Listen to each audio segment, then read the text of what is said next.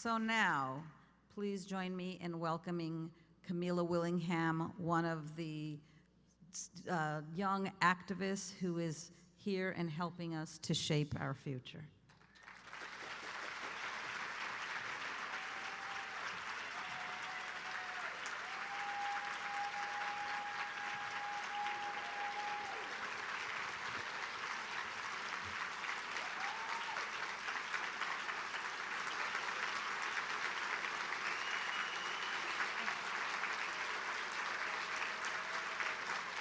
Thank you. Wow, it is surreal to be here and amazing to see all of you out here doing this incredible work. I am simply in awe of all that we've accomplished recently, of all that you guys have accomplished over the past 40 years. Sorry, I'm just getting over it's surreal to take the stage after these women who've broken down barriers that I can't even imagine having to face. Women who've, yeah. You know, for 40 plus years, these women did not stumble into this progress. They fought for it and they built it from the ground up, so thank you.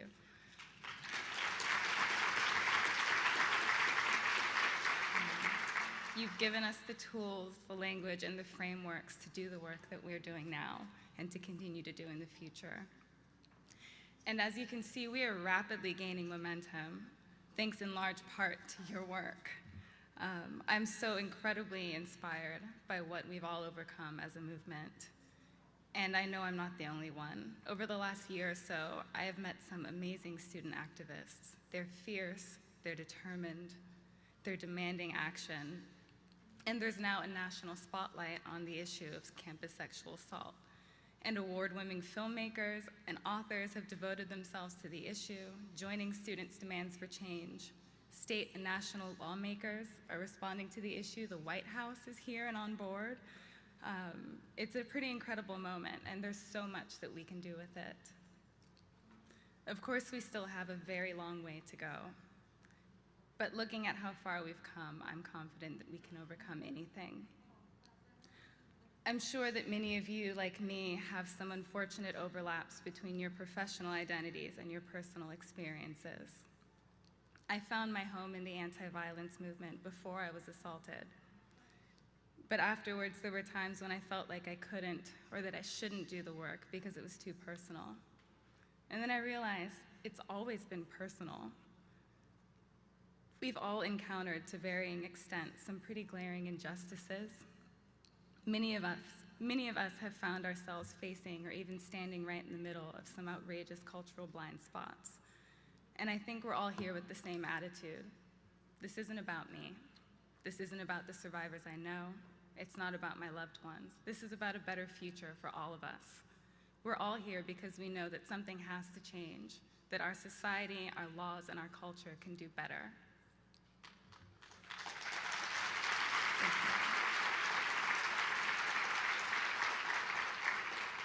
So my personal commitment is, as long as I'm feeling strong and as long as I have the support that I need to carry forward, I'm going to do what I can to be part of that change. I'm now working at the California Women's Law Center, surrounded by people who inspire me every day, and led by the incredible Betsy Butler, who I think I saw a minute ago. Hi, Betsy. Before I came to this position, I worked for an organization called Just Detention International, who's also here today. Yeah, they deserve that applause. So that organization, as you may know, is focused on a very specific issue, ending prisoner rape or sexual assault in detention. Before I applied for that job, I didn't know much about the issue. I knew that it happened. I knew that it was treated as a punchline. And I knew that if I'd ever felt like I'd encountered violently oppressive gender norms or feeling like I was invisible, the feeling that no one would believe me because I didn't fit into the archetype of the perfect victim, I knew that at Just Detention, we'd see these oppressive forces work almost uninhibited.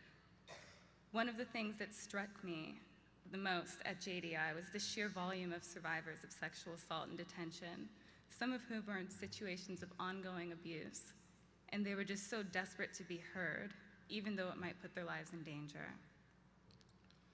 What gave me the courage to share my story was knowing that people were finally listening and that I had a chance to be heard.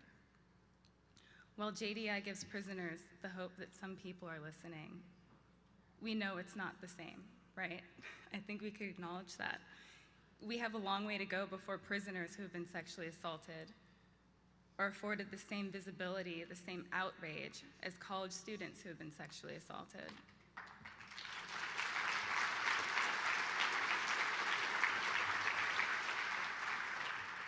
It's a terrible truth, but it's one that we can't afford to ignore. All survivors are not created equally. Some stories, as always, even in this incredibly progressive space, are privileged over others.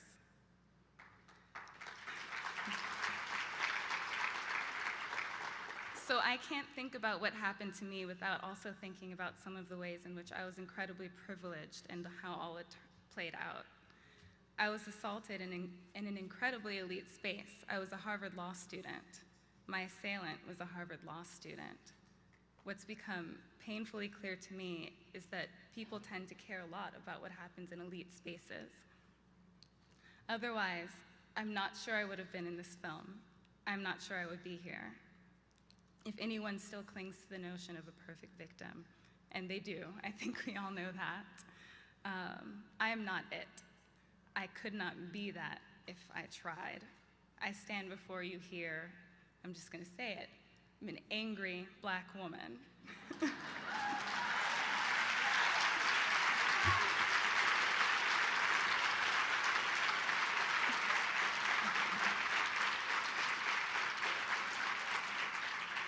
So yeah, I'm angry and I'm not perfect. I drank, I danced, I did drugs, I probably flirted relentlessly. And I'm fully aware that those factors make my victimization unpalatable to some. And to that I say, if you have a hard time dealing with me, I don't know if you've seen these other student activists out here, but you've got another thing coming. I didn't respond to my assault like a perfect victim either, because who knows what that means these days. I didn't kick, I didn't scream, say no 3 times, and click my heels or whatever else it takes for fact finders to recognize a woman's agency.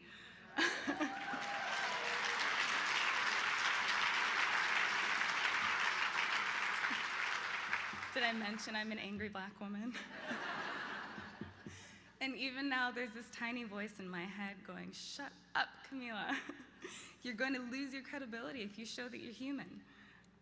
But I can't. I'm just so sick of the notion that we have to pull back on our agency and shrink down our identities so that we can fit into this tiny little box that represents what a perfect, presentable, innocent, truly sympathetic victim looks like.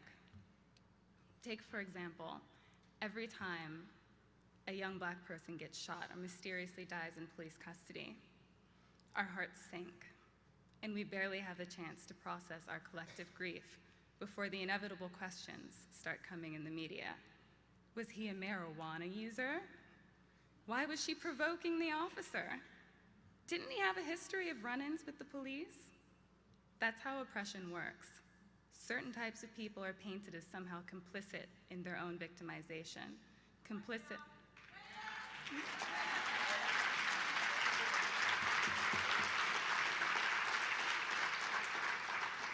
Complicit or just asking for it by virtue of who they are, because there's this brutal reluctance to acknowledge what happens to others, the pain of others, the lived experiences of others, when it's been easier for so long to just silence them. And sometimes these silences are employed strategically for the greater good. We've all seen that happen, but the ultimate result is erasure. We have to keep in mind that political movements, especially highly charged ones, have a way of fracturing. We need to guard against that fracturing by embracing and appreciating our differences and seeking understanding of experiences that we may not relate to. We know that no one can do this work alone. We know that you can't fight rape in a vacuum because rape doesn't occur in a vacuum. If you address sexual assault as an issue in and of itself alone, rather than the contexts in which it occurs, you will never cease to marginalize certain people. We need to embrace the complexity of sexual assault, the circumstances in which it occurs, and the people it affects, if we're going to create change that refuses to leave out the people who, frankly, are used to being left out of social justice movements.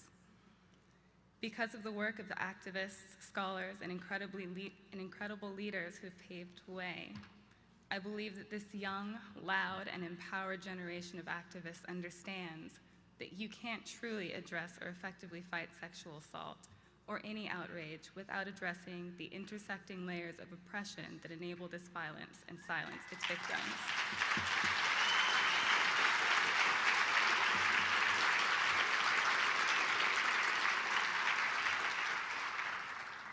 And thanks to the pioneers who came before us, we grew up with the language of intersectionality. I think the new wave of activists are fed up with strategic silences and are fighting to build inclusive and lasting movements. Right now, the work of incredible activists has landed us with an insanely politically fortunate moment. People who have been sexually assaulted more and more are speaking out about their experiences. What's amazing about this moment is that the world seems to actually be listening. The momentum that these amazing men and women have built is stunning, and more people are willing to share the burden of sexual assault victims' pain and outrage, and to fight for change. In the past, it must have seemed impossible that the public would take on this fight to this extent, but it's happening now before all of our eyes. For example, several years ago, a number of women came forward and said that they were sexually assaulted by Bill Cosby. It was hardly a footnote in his career. Nobody listened, it seemed. And then we came into this moment. A couple more women came forward, and they empowered, inspired a few more, and now I've lost count. What is it, 48, 49, 50 women standing together, telling their stories, demanding recognition of what happened to them and to so many others. It means something that we're hearing so many survivors' voices right now. And the more we hear, the more other survivors feel comfortable coming out and unburdening themselves of the pain that they might have been carrying alone. There are those who will attack us, try to knock us down, and validate our experiences. But you can't invalidate all of us. So there is strength in numbers.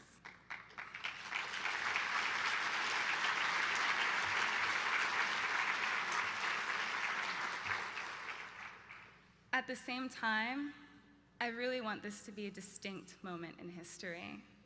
We're feeling strong enough to come out as survivors, to share the burden of our pain and outrage with the public. And I think it is a powerful moment to recognize. But it shouldn't take seeing or knowing someone who's been raped for the public to care. Will people ever just care? Just because they should, and not because these harms have been proven to them, because they can put a face to it now, or several faces to it? I want our work to be to make society remember this moment so that it never has to happen again. And for the record, I'm still angry. And I think a lot of us in this room are still angry. We have a lot of reasons to be angry. And I get that it's a turnoff for some people, but I've learned to embrace that anger. It means that we don't accept the status quo. It means that we know that our culture and our institutions can do better. My anger makes me strong, and it makes me bold, and that's what I see in a lot of today's young activists. It may not be palatable to some, but I don't think we care.